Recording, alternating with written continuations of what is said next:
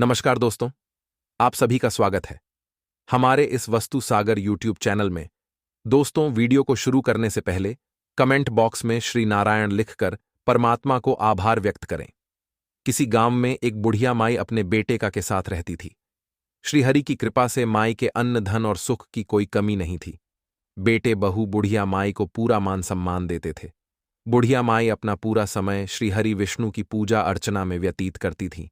मंदिर जाती, पूजा पाठ करती, कथा कहानी दी, भजन कीर्तन करते। एक दिन बुढ़िया माई का छोटा बेटा बोला, माँ, तुम श्री हरि की इतनी पूजा पाठ करती हो और ट्रेडिंग का आशीर्वाद भी तुम पर है कि कृपा से अपने घर में किसी चीज की कोई कमी नहीं है, फिर भी तुम हर समय पूजा पाठ में क्यों लगी रहती? वह बुढ़िया माई बोली, बेटा, प्रभु की कृपा से मेरे पास सब कुछ है। बस एक ही इच्छा है कि श्री हरि दर्शन हो जाएं और ये देव छूट जाए। मां की बात सुनकर बेटा हंसने लगा और बोला, मां, भगवान ऐसे नहीं मिलते। उन्हें पानी के लिए घर बार छोड़ना पड़ता है, जंगलों में घूमना पड़ता है, साधु संतों का संघर्ष करना पड़ता है, तब कहीं जाकर भगवान के दर्शन होते हैं। ऐसे घर में रहते हुए भगवान के दर्शन नहीं होते। छोटे बेटे की बातों का बुढ़िया माई के मन पर ऐसा प्रभाव पड़ा कि बुढ़िया माई अगले दिन ही अपने घर से चल दिए। रास्ते में एक और बुढ़िया माई मिली। वो उनसे पूछने लगी, बहन, भगवान का भजन करते कहाँ जा रही हो? तो वह बोली, भगवान के दर्शन करने जा रही हूं।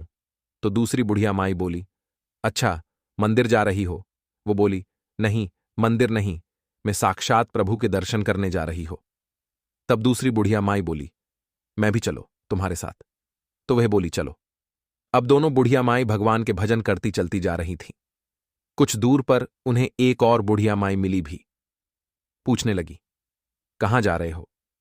तो वह बोली, हम तो भगवान के साक्षात दर्शन करने जा रहे हैं। भी उनके साथ चल दी। अब तीनों बुढ़िया रास्ते में भजन करते जा रही थीं और कह रही थीं, है श्री कृष्ण गोविंद, हरे मुरारी, हे नाथ नारायण। वासुदेवा का भजन कर दी गई और चलती गई।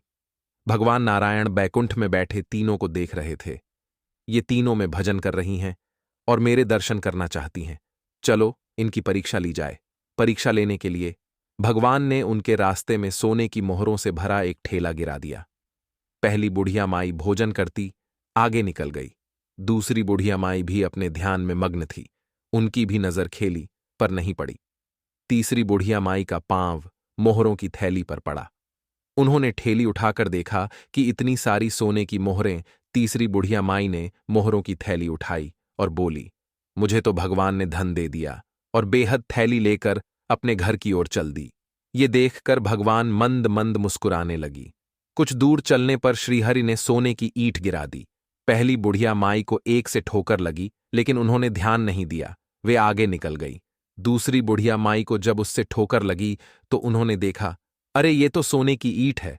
उन्होंने ईंट उठाई और वापस अपने घर को चल दी और बोली, जब भगवान ने धन दिया है तो वन वन घूमने से क्या फायदा?